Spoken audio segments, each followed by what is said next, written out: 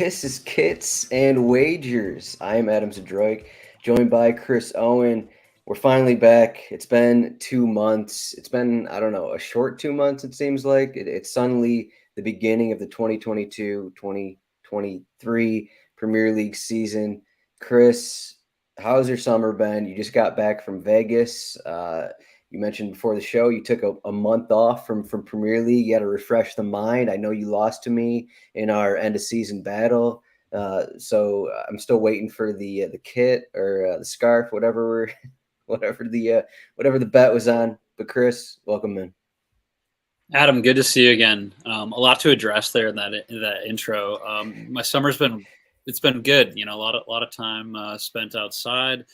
A lot of time spent off the computer aside from work. I feel like I took like a nice solid like month of June and like right in June and July to kind of just not read a whole lot, but been catching up the last couple of weeks. I'm getting Premier League fever, and most importantly though, you know, the end of last season kind of got a little bitter for me. From a personal perspective, I lost the last show of the season. We did the 10 bets, and Adam, of course, beat me there. So I gotta get him a kit, I think was the bet, and send that out. So we haven't quite agreed to what kit he'd like, but make sure that gets over, and I'm sure we'll have a little bit of a chatter surrounding that when it does come. And then finally, I mean, the Liverpool saga at the end of the season there got a little bitter, but otherwise a good season. Looking forward to this season, where everything's fresh. It's a new, my hopes aren't quite dashed yet. So back to placing bets on the Premier League, which is what we like to do on a weekly basis. So refreshed and ready to rock. Yeah, I know you're ready to get back to the Premier League. You were in Vegas the other week, and you sent me this U.S. women's bet. I don't believe it hit. I think you It took did the hit. over.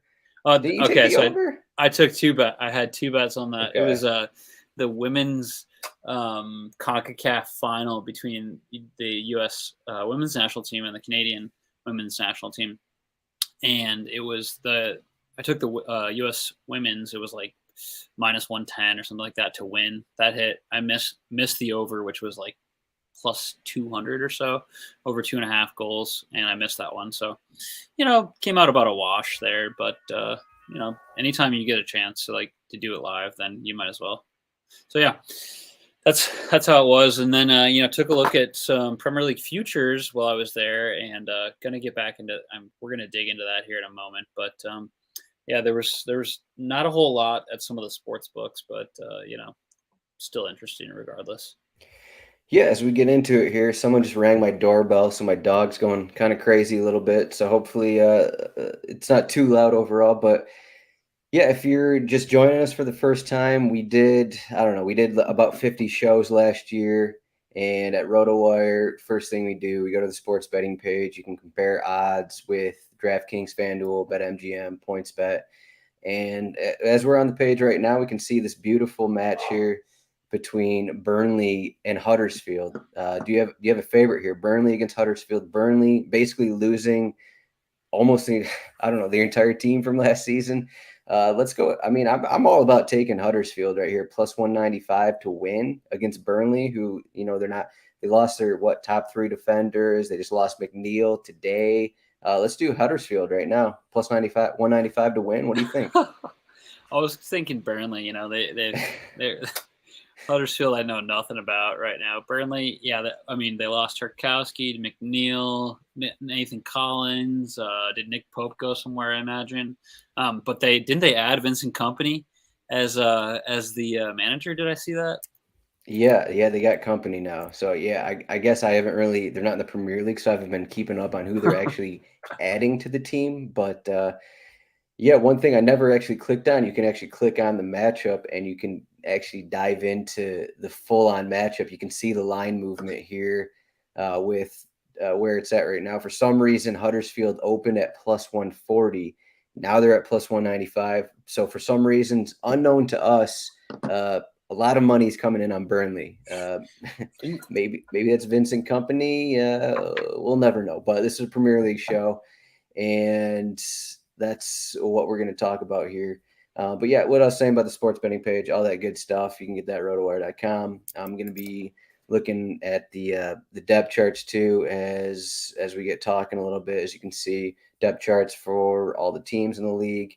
But first up, the thing I wanted to, before we actually get into some of the odds, is one thing that kind of went to our advantage last season, I think, was, we looked at teams' upcoming matches, because when you see teams with favorable upcoming matches, and they're going, let's say they win a few games, kind of thing, their odds drop. So you kind of want to hit them before they actually start winning matches.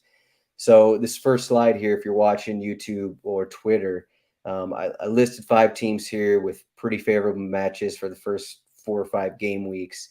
And the thought is, these teams will be getting more wins than losses at the beginning of the season. And so if you want to bet on them right now in terms of futures, you want to do it right now, because if these teams win, if let's say Man City, sure, they got that first opener at West Ham, maybe a little more difficult than the rest of them there, but maybe Man City win their first 5 matches, like their odds are going to go from whatever they are right now, minus 135 or something. They'll probably be at like minus 160 or something if, they win their first 5. Same with these other teams here, same kind of breakdown here. But yeah, just any thoughts on here, just looking through these? I mean, Liverpool, Man City, the top 2 favorites in the league, but I think it's kind of intriguing if you're looking at like an Arsenal top 4 bet, or Aston Villa top 10 bet, even a Wolves top 10 bet, like maybe get in right now kind of a thing, because if you do it a month from now, 2 months from now, like those odds are going to be worse than right now. Yeah, I mean, double-edged sword here, but Arsenal kind of a favorable start to the season here. They have 2 teams that have been promoted in Bournemouth and Fulham. They face Leicester at home. At Crystal Palace is a tough matchup to begin the season. And then versus Aston Villa later. So I feel like that's I would get my Arsenal top 4 bet in now rather than like after 5 matches. But we were kind of saying this a little bit to begin the last season, when they lose their first 3 under Arteta, and when I was kind of I was having an unfair shot at Arteta at the time. But yeah, and then the bottom 3 teams here, Liverpool, Man City, Wolves, they all face Newcastle, and there's some weird stuff going on with Newcastle right now. A lot of the sports books are giving them like a dark horse to get top 6 or even top 4 now that they have new funding. So that's an interesting one that I kind of have a team that I have my eye on as well. But yeah, I mean, Liverpool, Man City, those odds I feel like are gonna, aside from a potential, fall here to start the season, I don't think those odds are going to change a whole lot. And in fact, they might get worse. So good to get. I mean, you're not getting a ton of value on Man City to win the league. They're the clear favorite, whereas Liverpool, you can still kind of get plus odds right now. That might change, if there's a slip up for Man City or Liverpool, can win a few of their first few games. But yeah, no. Those are the most interesting points that I'm seeing from these early season fixtures. And then an early Manchester United-Liverpool match, like a 3rd game of the season, I feel like it's usually a little bit later than that. Yeah, that one should be interesting right there with Ten Hag there at Manchester United. But on the opposite end of that, you saw Crystal Palace a couple times in that first slide, and now it's the teams with a little more difficult schedules. So, I mean, I got Bournemouth in here, and I'm not going to be betting Bournemouth, but these teams probably going to have more losses than wins through their first few matches. Like, I like Crystal Palace as a team, but Arsenal, Liverpool, Villa, Manchester City to open the season, you don't want to bet them right now. If you want to bet like a Crystal Palace top 10, you don't want to take those odds right now, because what if they lose, 3 of those matches? Their odds will probably be a lot better than they are right now. So, well, maybe I don't like Bournemouth or Southampton for that matter. It's still something to look at when you want to bet futures. Obviously, these things are in flux. We're only looking at the first 5 matches. 2 months from now, they're going to have 5 easier matches, so it's going to be the opposite situation. But I mean, it's obviously a thing that's in flux throughout the season. But it's one thing with that. I mean, for the most part, from what I can remember, it worked to our benefit last season, just looking at these upcoming schedules and going off that. So Yeah, I mean, candidly, you were way better at looking at the schedule than I was. When we would typically during the international break do a futures, like which manager might get sacked. Kind of look at some of the other futures bets over the international break, and you did a much better job of like checking out the schedule ahead of time. But this one is interesting for Southampton. I think the most recent odds I saw, their relegation was plus 300. That's a tough opening schedule right there. Tottenham, Leeds, Leicester, Manchester United, and Chelsea. I don't think they're going to be plus 300, in five matches or after those matches are They'll finished. probably be like plus 200 after this set. Yeah. So I mean, if you feel like that, and Southampton, they never really add anybody super noteworthy. They just do a good job of cheap recruitment.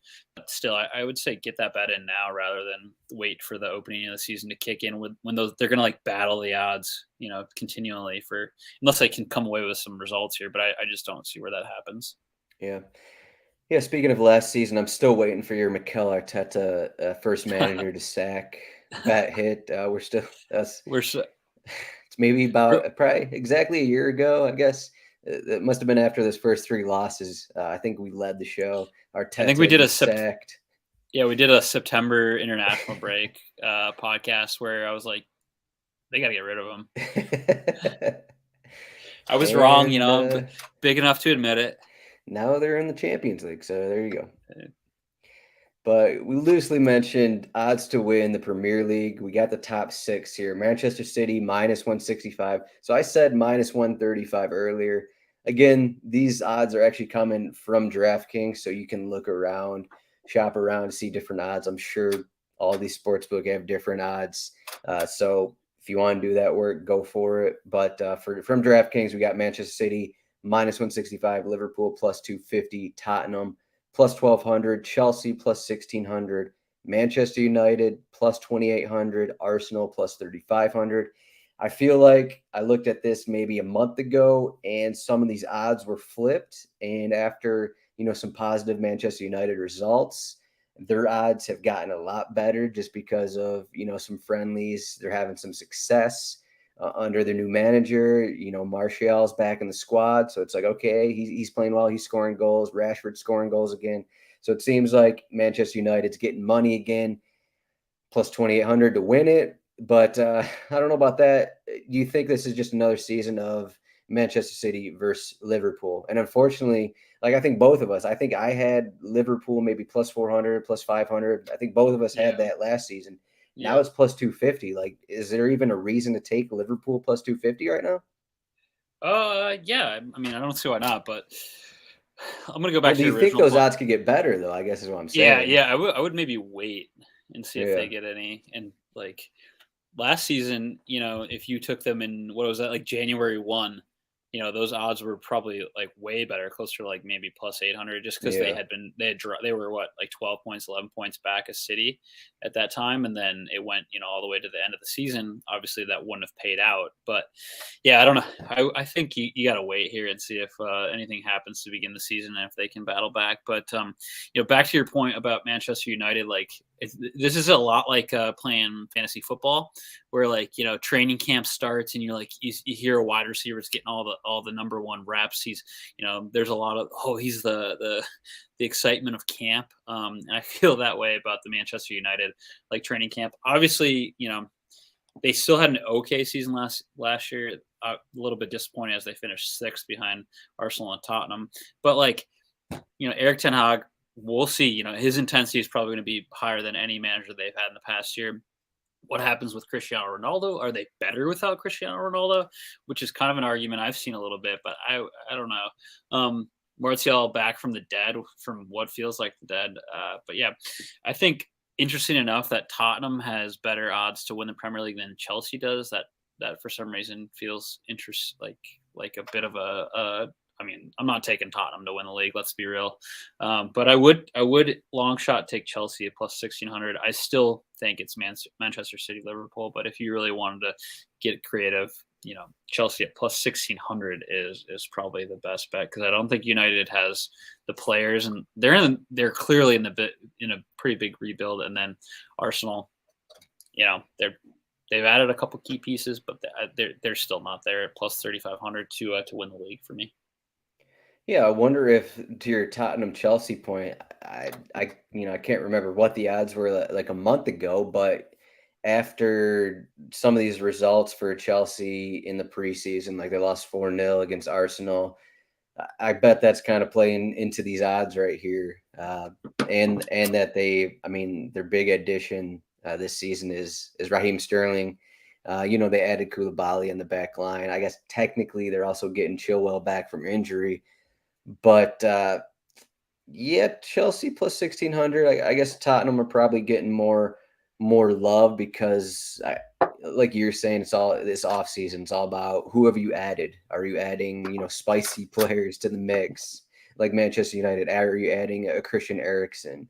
Arsenal have added like guys like Marquinhos and Fabio Vieira, Gabriel Jesus, Tottenham Perisic, Richarlison. So Chelsea really hasn't made maybe the big splash that some fans have been looking for. So uh, I think a lot of that's going in the odds. But in terms of top four, I think that's more. I think it's a kind of a better discussion because you got more even odds and more likelihood here.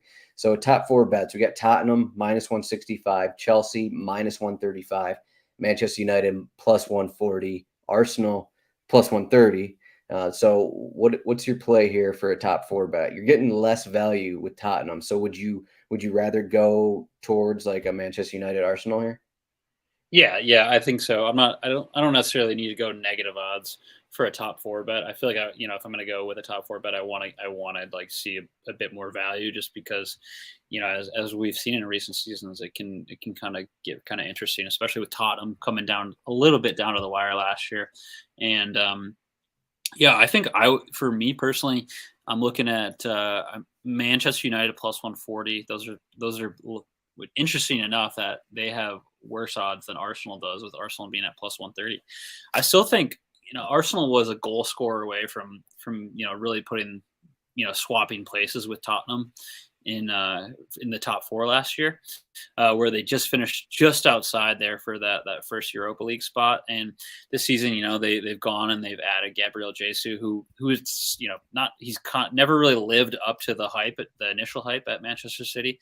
But given the young pieces around him, I think, and he's finally arguably gonna play that like kind of center forward, like first forward role. I think that's a good addition for them. And they added Zinchenko, who he's solid. Never wasn't necessarily up to the value or like the level that City kind of demands. So it was interesting to see him go to Arsenal from City.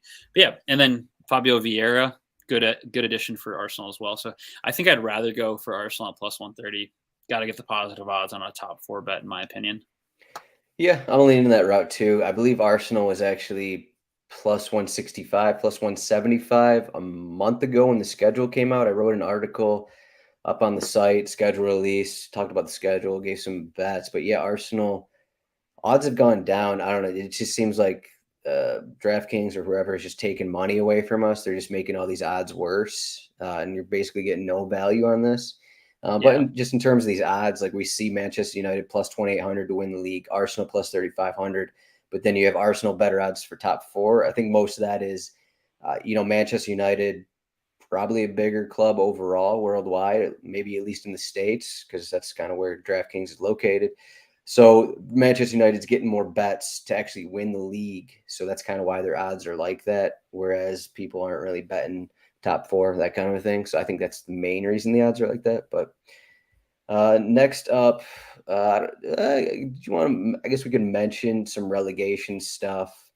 Again, this is another area where I don't really care for the odds. Like we have Fulham plus 110, Bournemouth minus 200. No reason to take that. Even Everton, Southampton plus 230, like Brentford plus 250, like just the value isn't there. Like plus 250 to be relegated for Brentford, I just don't see the value there, or really with these other teams. It just kind of doesn't really make sense to take any of these bets right now. Yeah, it's interesting. Bournemouth, they've added no one. Like they're just running back their championship team. They haven't added anybody. and so they're minus 200, no value there. So like I'm not going to go there, but if I could just, I don't know if I couldn't quite find the odds on DraftKings, but like a 2 finish last would be where Bournemouth is for me. I don't, unless they start to pull on a couple players, it's like, what are you doing? I got those odds. Oh, you do? Okay. I'll save them for later in the show, but I got a Okay. Bournemouth bet for the people.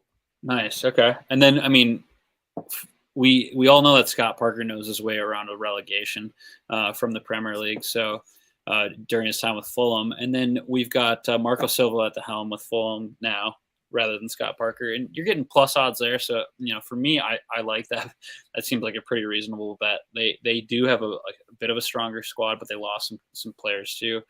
They're going to run it back with Alexander Mitrovic as their target guy, and he knows his way around the Premier League at least. So, but yeah, and then you talked about the teams like Brentford plus 250. We mentioned this before the show, but it's like there's not a ton there. That should be a little higher, I think, in my opinion. But I would maybe consider Everton at plus 300. They really struggled last year, barely got out by the skin of their teeth. And then Southampton, as I did mention, they are usually smart in recruitment. They haven't added any key pieces, but they do a great job of development. They're plus 300 as well, right next to Everton. So those are the two. Everton and Southampton would be really the only places I look for a potential relegation bet. Yeah, I mean, we didn't even talk about this beforehand, but I kind of agree with that. Everton's big signings, Burnley guys. Burnley were just relegated. Sure, they're some of their better players, but Tarkowski, McNeil. I mean, that's coming in your replacing Richarlison with that.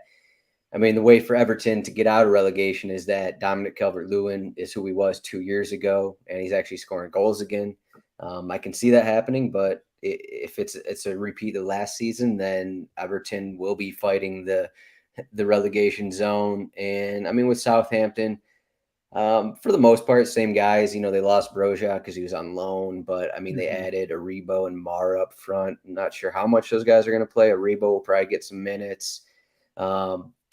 But yeah, I mean, they were kind of a sketchy team overall last season. Had some highs, but seems like they have some lows every season where they allow 8 or 9 goals in a match.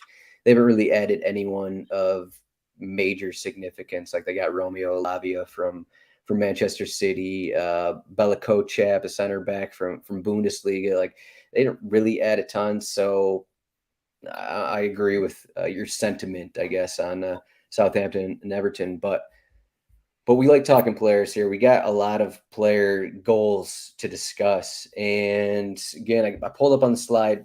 I don't remember this last year from DraftKings, or at least anyone, just over-unders on goal totals.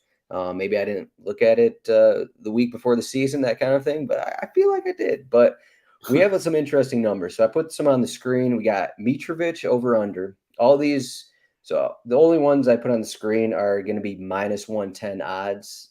There are some that I saw minus 150, minus 280. Like I figure we didn't want to talk about those. So Mitrovic, 11.5 goals. Gabriel Jesus, 15.5 goals. Ivan Toney, 11.5 goals. Jamie Vardy, 12.5 goals. De Bruyne, 11.5. Mason Mount, 9.5. And then you got Jesse Lingard, now at Nottingham Forest, 6.5 goals. What stands out here with these goal odds? The two that stand out to me here, I mean, the Gabriel Jesus 15.5 goals. Last year, Arsenal, the leading goal scorer for Arsenal was Bukayo Saka, and he had 11 goals. So, like, this would be that's, like, as I mentioned, that was, like, kind of the difference between top four and Europa League for Arsenal last year. So they didn't, Alexander Lacazette could not find the back of the net, and they just struggled for that. So, I think, I mean, great ad for them overall. 16 goals is a lot of goals for Gabriel Jesus. That would be a super successful season if he does that. That one stands out to me. I think I'd opt for the over there. They have enough. Yeah, why not? They have enough pieces. They played well. They just could not finish. Lacazette was the one who really couldn't finish for them last year. All right, and the other one. We could have a discussion on this. One thing that just stands out to me with Jesus is like he never really, like you see, I got his minutes up on the screen. He never played over 2,100 minutes. He was never like a guy that stayed fully healthy to where like he was going to play a ton. And you look back at last season, Aubameyang, Lacazette, and Nketiah, they kind of split the front forward row for Arsenal. But you got to go back to, I think, 2 seasons ago, or I guess 3 seasons ago, where Aubameyang, when he was scoring 22 goals, he got those 22 goals because he played like 3,000 minutes in those back-to-back seasons. So I think if you're expecting over with Jesus, like you're kind of expecting him to play over or at least near 3,000 minutes, that kind of thing, 2,800, even 2,600.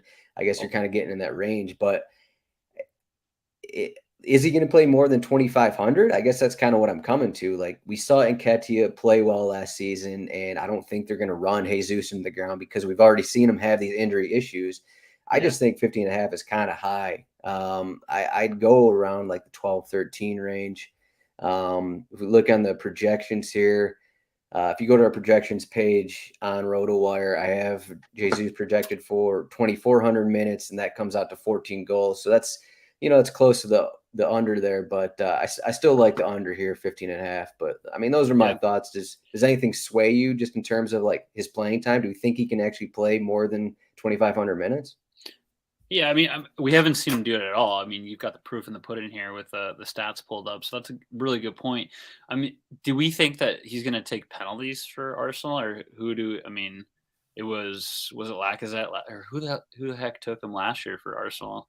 But that would be a deciding factor. He knocks in 5-6 penalties in a season, and was it Saka? Yeah, Saka took 2, Martinelli took 1. So okay, so they got 3 penalties all season, which is kind of wild. But if he scores 4 or 5 goals on penalties, and he goes out and gets 10 goals from open play, that would also, as you mentioned, he would need to be healthy. And as you have pulled up here, he's already dealing with a knock. So, I mean, that definitely sways me a little bit towards more of the under, but I just think this was a good ad overall for an Arsenal side that just could not score goals last year. I mean, Saka with 11, Emile Smith-Rowe had 10, and then it's Odegaard with 7, Martinelli was 6, and Eddie Nketiah, who really didn't start until, what was it, like March or April? He had 5 goals. So, yeah, I mean, he could definitely, if you didn't like the Gabriel Jesus over 15.5, I would be intrigued to find the Eddie Nketiah, like what his over under is on the goals, and see if you can find some value there, because if Jesus isn't going to play, he's the next man up at forward. Yeah, unfortunately, no odds for Nketiah. Yeah, that's fair. I definitely didn't expect those there, but yeah. Anyways, the other player that I kind of am intrigued by here is Ivan Toney. They've got it at 11.5 goals. He started the season pretty slow, and then as the season went on, at the end of the year, I mean, I got to look and see how many goals he scored at the end of the year. But I feel like he knocked in like 5 or 6 goals to end the season at 11 goals. If I believe it was, or 12 You're goals incorrect. last year. He didn't score in the last 6 matches. Okay, but he scored 2 and 3 there in March. Yeah. One in April. So like I feel he scored half of his goals in a matter of 5 matches there. Unfortunately, 5 of those goals came against Norwich and Burnley. So I mean, get him up against Bournemouth. Get him up against let's look and see when he plays those teams. But yeah, so I mean, the over is set at 11.5. He had 12 last year. I think I'd take the over here. Brentford, super successful first campaign in the Premier League. And he started super slow, so I think I'd take the over again. I do like that. I just kind of tentative just because he did score a bunch of those goals against those bad teams. 5 of his 12 goals came from PKs. But yeah, my first thought was Ivan Toney over another year in the Premier League. I mean, again, this was his first season in the Premier League. He scored 33 goals the prior season in the Championship. So, another year in the Premier League, maybe that'll add something to him, add some confidence, that kind of thing. Brentford haven't really added too much. They lost Eriksson, so it'll be interesting to see how they play. As we mentioned, the relegation odds plus 250. So there is some thought that Brentford may not be able to keep it up for a second season, but we'll see what happens with that. Do you like anything else from here? What do you think about Vardy? 12.5 goals just seems like a lot. He's getting old. he's kind of old. Projection here on the site: 1,600 minutes and 11 goals. And we look at what he did with those 11 goals. I mean, we have another season of Daka, who came over before last season, and 15 goals last season. Sorry, 15 goals last season in 1,800 minutes. So yeah, they set it at 12.5. So he hit that last year. And I guess that seems kind of low compared to what he's done. Yeah. I mean, he's got what? He's been over 12.5 in pretty much every campaign. Yeah. Mm-hmm. Yeah. So I mean, do they think he's going to be? I mean, he missed a lot of time last year. So as you get older, your body breaks down. I feel like I don't want to take all overs, but they don't have any, like Daka wasn't anything. It wasn't anything crazy. But yeah, I don't know. That's 12.5 seems doable. He's done it for what, 6 straight years in the Premier League at a minimum. So. Yeah, that is worrying. I do think that the minutes are going to start going down just because he's older, just because he's injuries. We'll see what happens with Daka. If he gets over 2,000, if he gets over 2,000 minutes, definitely he's gonna go over 12.5. Yeah, I mean that's kind of what it is. Is he going to be able to go more than 2,000 minutes? 1,800 last year. So that's kind of the question with a lot of these. Like we're going to have the schedule here leading up to the World Cup, where we have a lot of midweek matches. I guess the bonus for Leicester is that they finished.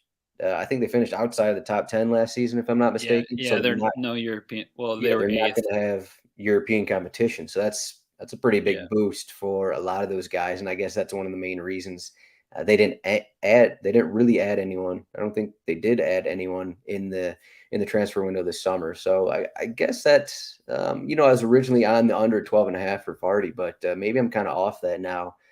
Just as we talk it over here, because maybe he will get more minutes because there's no European games and 15 goals in 1,800 minutes. Yeah, so he will get that whatever it is month and a half off in the middle of the season. So that definitely helps. Yeah, there should be some take into account. Some of these players are going to go play in the World Cup.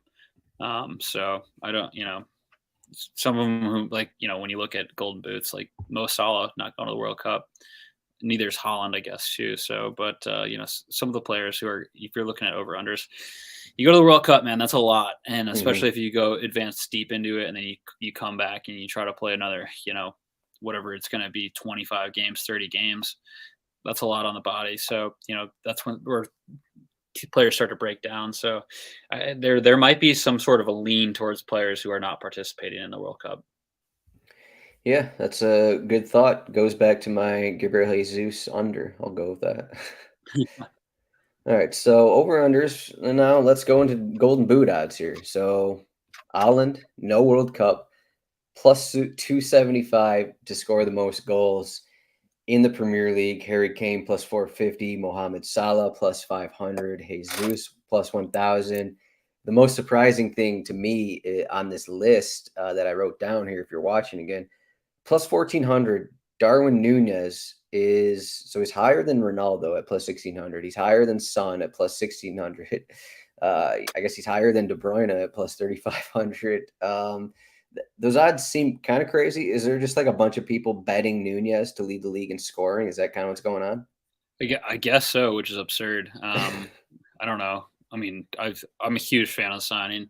I think he's going to be a great player, but I don't see him lead. Son just won the Golden Boot with Mo Salah last year, but somehow Darwin Nunez has better odds than Son.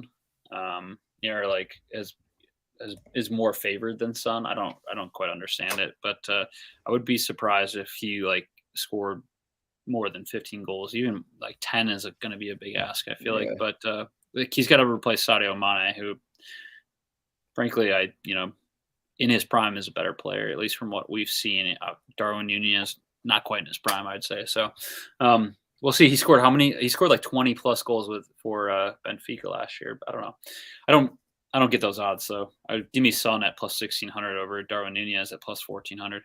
Right. Yeah, I mean, on the site we have Nunez projected for 1,500 minutes and 9 goals. I mean, maybe that's kind of low, the 1,500 minutes, but I mean, my general thought with that is like you're getting the Salah minutes, but you kind of got to replace. You also got the full season Diaz, so that's in there. Jota's still in there. I don't think that um, currently Firmino at 1,100 seems like he's going to stay with Liverpool. So I guess if Firmino leaves, then that would move up Nunez to a little more because then that would allow what Nunez was probably only playing on the wing, I guess, and then you got Jota in the middle. Maybe I don't know about Diaz playing centrally, but so I guess that's one thing. Even if Nunez plays 2,500 minutes, I don't think that's going to give him the golden boot. It's just weird odds, really. No. And I'll go out there and say there's like zero chance that Firmino leaves. I feel like Okay. they're pretty set on that, and they don't need to sell him. I don't think he wants to leave. So I wouldn't adjust those minutes. I mean, I would maybe give him. They have three options now at center at to play that either false nine or the actual nine. That's Nunez, Jota, who's currently hurt, and then Firmino. So they've got few different options there. But I still think, yeah, 1,500 might be like a little low. I'd maybe put him closer to 1,800. But either way, they have three different options to take up those minutes, and who knows how he kind of adjusts to the Premier League to start. So Yeah, yeah, like you said, I kind of think that just the first half of the season, he's not going to be getting a ton of starts. Um, I don't know. I mean, we just saw Luis Diaz come in and pretty much needed no transition. He was just like, bang. He's like, I'm a good Premier League player automatically. Will we see that from Nunez? I don't know if they're going to be able to do that 2 times in a row with these new signings, but yeah. we'll see. Um, Otherwise, there are the odds. I'll talk about Zaha in a minute. I'll talk about De Bruyne in a minute because we're on to our bets. Unless you had any other odds you wanted to look at, I think we kind of covered a little bit of everything here. We're about 40 minutes in, but Yeah, I think we're good. yeah. So I guess we'll stick with the players. So De Bruyne. Oh, I already mentioned Jesus under 15.5 goals, so we can skip that. But De Bruyne over 11.5 goals. Um, I'll pull the stats up here, but 11.5 just seems low. I guess you can throw in the World Cup and say maybe he's not going to get as many minutes as we think. But I mean, we look at last season, and he scored 15 goals in 2,200 minutes. He opened the season with an injury. He wasn't really fully healthy until December. Like you look at it, 2 goals before December last season, 2 goals before December 14th, and then he finished with 15. Obviously helped by that 4 goal game, but 15 seems kind of low. I know Allen's going to steal goals. He's going to get goals, but he's also going to draw defensive attention. And De Bruyne is already scoring goals in the preseason. Again, not that the preseason matters a ton, but compared to last season, when he opened the season injured, wasn't healthy. Again, he wasn't healthy until December. Now he's healthy. He's fit. Even if he only plays 2,200 minutes again, even if it's 2,500 minutes, like I think he's getting over 11.5 goals. It just seems kind of low for me. Yeah, no, that makes sense. Also, like they're missing like they're going to miss Raheem Sterling, who scored 13 goals last year. They're missing Gabriel Jesus, who scored 8 goals in the Premier League for them. And then also, not that this matters a whole lot because he was gone, I believe, mid-season, but Ferran Torres scored 2 goals. He got some minutes early on. So that's 23 goals that, City are going to score those goals. It's not like like that's not going to happen. They're going to probably lead the league in goals once again. Yeah, So even if Allen gets those 23 goals, like there's still the 15 goals that De Bruyne scored. Like, yeah, exactly. So like, I think that's a good shot on that one.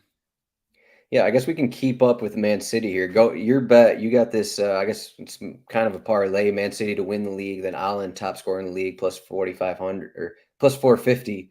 You're Yeah, going with exactly. this Allen top scorer here. For all the reasons that we've just said, they have to replace 23 goals. His over under is at like what 22 something, like right around there. He's going to come in, he's going to get all the looks, and he's going to be probably what a more polished product than what they thought Gabriel Jesus was when he came to City. The guy's an absolute athletic freak. And then the other part of this is just City has won, 4 of the past 5 Premier League titles. I think they're going to do it again. I don't see why they wouldn't. They've added some good pieces in Calvin Phillips and Haaland, but yeah, I just think he could either, he's a good chance for him to win the Golden Boot and City to win the title. So that seems like a pretty safe bet in my opinion. Plus 452, Yeah. Yeah, sticking with Man City, we've got a comment here. Matt is saying he can see Gundogan playing a little more this year if his back is healed, cutting into KDB's output, and then Haaland should finish more chances, limiting KDB's presence in front of goal. Yeah, I mean, I agree with the second point. I mean, as for Gundogan, we'll see. I mean, he's kind of, I get maybe it was his back that was, limiting the amount of time he played last season. I mean, if we go into his profile here, I just felt like he's kind of taken out of the lineup a little bit. 1,800 minutes. I mean, you see him starting on and off second half of the season.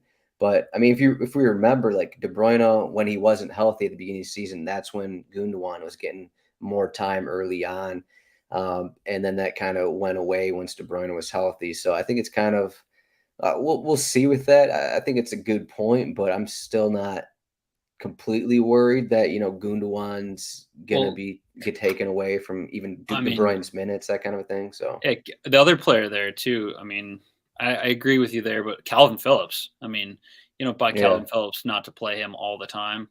So I could see where that, like, I mean, there's an argument for that potentially. Like, I mean, KDB's one of the first names on the team sheet for Pep, in my opinion, and then it's going to be Haaland, and then probably Calvin Phillips since I spent all the money on him.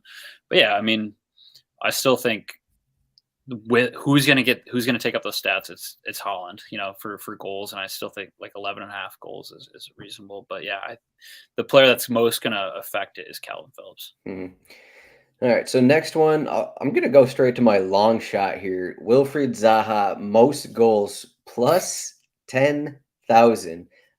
This one's kind of crazy, maybe a little crazy, but I kind of like Crystal Palace here. I guess as we mentioned earlier in the show, maybe you should wait a month until Crystal Palace, like a rough set of matches, is out of the way. But projections here, Zaha pretty much plays whenever he's on the field, takes PKs, 15 goals last season. First season under Patrick Vieira, 14 goals last season, projected for 15 goals this season. But now they're going to have a healthy Olise. They're going to have a healthy Eberechi Eze. Just another season under Vieira. This is just a long shot bet, really. What if, let's see how many PKs he had last season. All right, he had 7 PKs last season. That's a lot. That's a lot of PKs, but Crystal Palace also draw a lot of fouls because Zaha, Elise, Eze, those guys draw a lot of fouls. It's kind of how they play. They're big dribblers. They draw fouls in the box. So some PKs, maybe it's a lot, but Crystal Palace do draw a lot of PKs. So maybe they add a few more goals from open play. And there's talk last season of Zaha playing as a central striker, even though he didn't want to. Again, this is just a long shot bet, so can have some fun with it. Put a couple bucks on it, see what happens. But yeah, interesting enough. I mean, he's 14 goals last year was his most goals in the Premier League, right? Yeah, he didn't have more than 11 before that. I mean, that's a plus 10,000. We're getting Steve saying that Haaland's going to score 100 plus goals. All right, there we go. Steve's going to have to let us know what odds he got on that. Plus 1 million odds. Yeah. All right, let's go to some more of our bets. You got your Arsenal top 4. I guess you kind of already talked about that. Yeah, they have them to be relegated. They have a goal scorer now. Arsenal do. They have added Zinchenko. I mean, got some really great backup goalkeeper in Matt Turner. But yeah, no, that's pretty much my reason on that. But yeah, Fulham to be relegated, like I mentioned, they've been a Premier League yo-yo. They've got Marco Silva, who I actually really like, but I just don't think he's got the track record in the Premier League to stay up. So I wouldn't be surprised. And they lost some pieces. They did add a couple, but I think they just don't have the firepower to stay up here. And plus odds on a newly promoted team to stay up you might as well just grab those. Yeah, sticking with the relegation here, Bournemouth, instead of Bournemouth minus 200 to be relegated, plus 225. I correctly picked Norwich to finish bottom last season. I can't remember exactly what those odds were. They might have been in the same range. I can't remember exactly, but I mean, you kind of mentioned it earlier about Bournemouth. What have they done in the market? Not a lot. Like they added Joe Rothwell coming over from the championship. They had Ryan Fredericks, like backup fullback for West Ham. They didn't really add anyone. They got Solanke up front. So I mean, their expectation is that these guys have another year under their belt from 2 seasons ago when they play in the Premier League. Like maybe that's going to help guys like Billing. That's going to help Lerma, I guess. It's going to help their back line. They got Kiefer Moore, who was hurt half of last season. Jaden Anthony's a young player kind of coming up. Maybe he can make a mark this season. But, I mean, that's a lot to ask for from just a championship team that let's pull up the standings here. Let's get the numbers down here. Bournemouth last season, they drew or lost 21 of 46 matches in the championship, and they basically have the same roster as last season. So what's the expectation here? I guess just hope that these guys improve and hope they don't finish last. But Fulham has at least added players. Nottingham Forest, they've at least added players. Maybe Bournemouth will eventually add someone. We're a week before the season starts, but I'm just going with the plus 225 there. Bournemouth to finish bottom. Yeah, I think that's totally fair. Like you said, they haven't added anybody. I mean, Scott Parker at the helm. Guy knows his way around a relegation, at least from the Premier League. That's the only hope. That's the only hope. Scott Parker, who got relegated 2 seasons ago, I believe. And to be fair, I actually really like Scott Parker. I love his sound bites, but I think this team is worse than the Fulham team from 2 seasons ago. That's kind of what my thought is, but maybe I guess I haven't seen enough of them to maybe say that, but just looking at the roster, it just seems like that. Yeah, I don't disagree. And then my other one, we got Aston Villa. We're still getting minus 125 for them to finish top half. They were about 5 points out of the top half last season.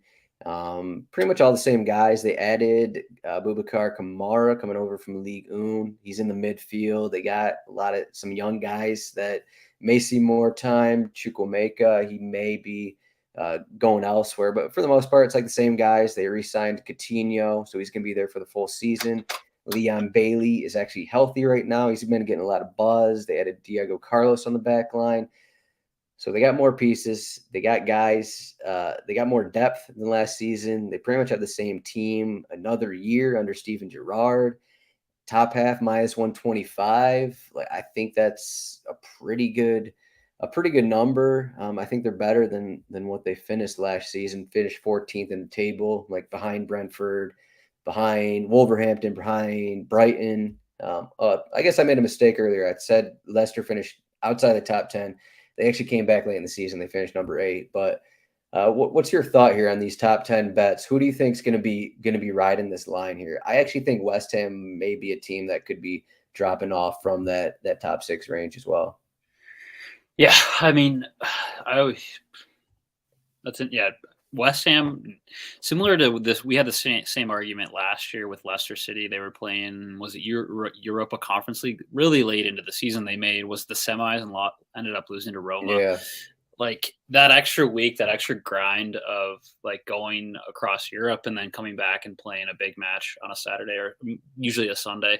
That's a grind. And I don't know. I feel like that might affect their ability in the league. So I guess we would have to find to finish in bottom 10 here. You can get finish in bottom 10 at plus 120 for West Ham. But like Villa's minus 110. Newcastle, there's so much like new dark horse energy on Newcastle now that they've got investment and they've added some pieces, but they're plus 200 to go bottom 10. So that would be an interesting for me because it's like everyone is like excited about the new investment, the new players. So that I feel like that would be the most amount of value. I mean, technically, Newcastle was whatever they were at the second half of the season, or from January on, February on, whatever they were. I can't remember what the stat is, but maybe a top 5 team, something like that, because they were Interesting. fighting the relegation battle, and then, as you can see on the screen, they moved up to 11th on the table. So, I mean, that's probably the reason why they're actually look like that in the odds to finish top half. But a team like a Wolverhampton doesn't seem like. I guess they're getting guys back from injury. I guess that's the main thing. Another Pedro Neto. I guess he's healthier, so they're getting guys back healthier. Johnny, hopefully, he's going to be healthy the full season. So I guess that's a hope with them, but they haven't really added anyone new. Brighton have a lot of unknown pieces coming in. They lost Basuma in the midfield, like their guy in the midfield. And they have the forever question of Welbeck and Maupay up front. I mean, it's kind of a we'll see, I guess. But I do like Villa over Brighton, over Wolverhampton, over Newcastle, over Palace, over Brentford. So basically, all the teams that finished above them in this spot last year, I like them more. It's just another season with Gerrard. Like, if we remember correctly, Gerrard didn't come into the team until I think it was December. So that kind of has to be taken into account there. Yeah, it'll be interesting. Brighton is a team I can never quite predict. I don't think Brighton can predict themselves. They go between a 3-man backline and a 4-man backline just about every match. So yeah, definitely. All right, we got anything else? We got 50 minutes here. Parada Steve is telling us, correction, he meant top goal scorer plus 275, not 100 plus goals. Okay. All right, sorry. That's a big difference there. Plus 275 on that. Going back to your bet here, you had just combined that with Man City to win the league. That's plus 450. You just get better odds. If Haaland is the top scorer in the league, you got to think that Man City are doing well. So just take that plus 450 bet. Only makes sense. Feels like a double down, Yeah. I mean, yeah, maybe it doesn't make sense for Liverpool fans, but technically it makes sense. Yeah. That's like take the rose-colored lens off, Yeah, the rose-colored lens, exactly. All right, 50 minutes, kits and wagers, bunch of futures. We talked about a lot here. And so the goal going into the season is probably Thursday weekly show, looking at kind of the same thing we did last year. We'll see. I might be using these slides a little more. I think it kind of helps just to look at instead of just like throwing our best bets out and rereading them. So that might be helping out. But yeah, we're going to be doing this. I think we both were 100% last year on our bets, so we're going to try for back-to-back 100% seasons. So we'll see how that goes. But Chris, any final words here before we get into the weekly previews? No. Just happy to be back, and we'll be back this time next Thursday ahead of Friday's match, discussing some of our best bets. So hopefully you'll tune back in. Happy to be back. Chris at CHROwen8 on Twitter. I am at RotoZdroik. And for everyone who plays DFS, we got a special Q&A with Ryan Belangi. He won $100,000 last year in DraftKings King of the Pitch. If you have a question, send it over at RotoWire Soccer on Twitter, or message me on Twitter, or Zdroik at RotoWire.com. All that stuff. Discord, you can find us. You can find me, get those questions in. We got that show tomorrow, 11 a.m. Eastern. But for us, we will be back next Thursday. Chris, thanks for joining me. And thank you, everyone, for watching.